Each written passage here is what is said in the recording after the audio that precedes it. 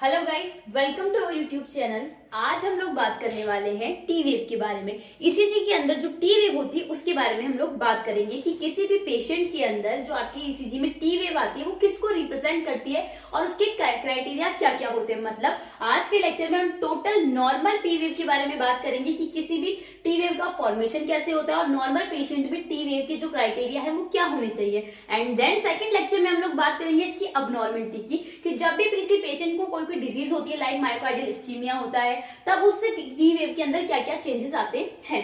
तो स्टार्ट करते हैं आज का लेक्चर। तो आज के लेक्चर में हम लोग बात करेंगे टी वेव कैसे बनती है और नॉर्मल पेशेंट की ईसीजी में उसकी क्या क्या क्राइटेरिया होने चाहिए। तो सबसे पहले तो बात है कि टी वेव का फॉर्मेशन कैसे होता है। तो इसके लिए हमें जानना जरूरी है सबसे पहले ह्यूमन हार्ट के बारे में, कि ह्यूमन हार्ट के अंदर क्या क्या स्ट्रक्चर्स होती है। तो देखो, ह्यूमन जो हार्ट होता है उसमें 4 चैम्बर्स होते हैं। कौन कौन सा? Right atrium, left atrium, right ventricle और लेफ्ट वेंट्रिकल। तो जो आपके नीचे वाले दोनों वेंट्रिकल्स होते हैं, राइट वेंट्रिकल और लेफ्ट वेंट्रिकल, दोनों वेंट्रिकल के रिपोलराइजेशन से, मतलब इन दोनों वेंट्रिकल के रिपोलराइजेशन जब ये रिपोलराइज होंगे तब आपका किसका फॉर्मेशन होगा? टी वेव का फॉर्मेशन होगा। अब क्वेश्चन ये उठता है कि ये जो हमें टी वेव ईसीजी में कहां दिखाई देगी। तो ध्यान से देखो, इसके अंदर, इस डायग्राम के अंदर ये एक नॉर्मल ईसीजी का डायग्राम है। इसके बाद में वापस ये वाला क्राइटेरिया फॉलो होगा।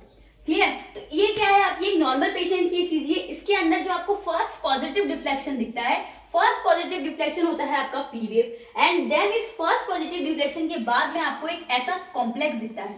इस कॉम्प्लेक्स को हम बोलते हैं QRS कॉम्प्लेक्स। क्लियर है? तो ये हो गया QRS कॉम्प्लेक्स। एंड देन इस QRS कॉम्प्लेक्स के बाद में जो फर्स्ट पॉजिटिव डिफ्लेक्शन है, QRS कॉम्प्लेक्स के बाद में जो फर्स्ट पॉजिटिव डिफ्लेक्शन है वो है आपका टी वेव। मान इट मींस ये वाला। ठीक है? तो इस ईसीजी में आपकी टी वेव क्या है? ये। क्यों? क्योंकि QRS कॉम्प्लेक्स के बाद जो जस्ट पॉजिटिव रिफ्लेक्शन आता है वो आपकी टी वेव होता है। क्लियर है? उसके बाद ये नेक्स्ट ईसीजी से स्टार्ट हो गई।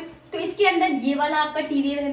क्लियर है? तो ये किसको शो करता है? वेंट्रिकुलर रिपोलराइजेशन को शो करता है। तो आइए इसकी डेफिनेशन की बात करते हैं। T wave, T wave is produced by ventricular repolarisation. मतलब आपके हार्ट की वेंट्रिकल जो है जब रिपोलराइज होंगे तब आपका किसका फॉर्मेशन होगा? टी वेव का फॉर्मेशन होगा। और दोनों वेंट्रिकल्स की बात हो रही है, लेफ्ट वेंट्रिकल भी और राइट वेंट्रिकल्स भी। ये पॉइंट याद रखना। फिर फॉलो द QRS कॉम्प्लेक्स, मतलब टी वेव नॉर्मली हमेशा किसको फॉलो करती है? QRS कॉम्प्लेक्स को फॉलो करती है। मतलब QRS कॉम्प्लेक्स के बाद में आपको जो वेव मिलती है वो हमेशा टी वेव होती है। नॉर्मल की बात हो रही है, नॉर्मल पेशेंट पे। क्लियर? अब बात करते हैं इसकी क्राइटेरिया की। तो सबसे पहली बात है, it is upright in most of lead, मतलब सारी लीड्स के अंदर ये अपराइट होती है। ईसीजी की टोटल 12 लीड्स होती है। अब उन 12 में से मोस्ट ऑफ द लीड्स में क्या होती है? अपराइट होती है। मतलब जो टी वेव है हमेशा पॉजिटिव डिफ्लेक्शन शो करती है। क्लियर है? And accept AVR, V3, L3 और V1, मतलब इन 3 लीड के अंदर आपकी जो टी वेव है ये पॉजिटिव नहीं होगी। ठीक है? और सेकंड है टॉलर इन V6 देन V1, मतलब जो आपकी प्रीकॉर्डियल लीड है V1 से V6 तक जो आपकी लीड्स होती है ईसीजी में वो प्रीकॉर्डियल लीड होती है। उनके अंदर जो आपकी टी वेव है, मतलब V6 के अंदर टी वेव की हाइट जो होगी वो ज्यादा होगी। किसके कंपैरिजन में? V1 के कंपैरिजन में। मतलब V1 के अंदर आपकी टी वेव की हाइट छोटी होगी और V6 के अंदर टी वेव की हाइट बड़ी होगी। उसके बाद सेकंड पॉइंट आता है, अब हम बात करते हैं लिम्फ लीड्स की। तो देखो, taller in first lead than third lead, मतलब जो आपकी टी वेव है फर्स्ट लीड के अंदर क्या होगी? टॉल होगी। किसके कंपैरिजन में? थर्ड लीड के कंपैरिजन में। क्लियर? उसके बाद देखो, it does not exceed 5 mm in height in limb lead, मतलब लिम्फ लीड जो होती है आपकी कौन सी? First, second, third, AVR, AVF, AVL, in 6 lead के अंदर जो आपकी टी वेव की हाइट है वो 5 mm से ज्यादा नहीं जाएगी। मतलब नहीं दिखा है? उसके अंदर ये कितनी होगी? 5 mm ही होगी। देखो यहां देखो, जैसे कि किसी भी, मतलब लिम्फ लीड है आपकी first, third, second, AVL, AVR और AVF, इनके अंदर जो आपकी टी वेव की हाइट है 5 mm से ज्यादा नहीं होगी। नॉर्मल पेशेंट की बात हो रही है। और वहीं हम लोग बात करें प्रीकॉर्डियल लीड की, जिसमें आपका क्या आता है? V1 to V6। तो इसके अंदर आपकी जो टी वेव है उसकी नॉर्मल हाइट जो होती है 10 mm तक हो सकती है। अगर इन लीड्स के अंदर मतलब V1 से V6 के अंदर टी वेव की हाइट 10 mm से ज्यादा जाती है तो वो कहीं ना कहीं कोई ना कोई अबनॉर्मलिटी को शो करती है।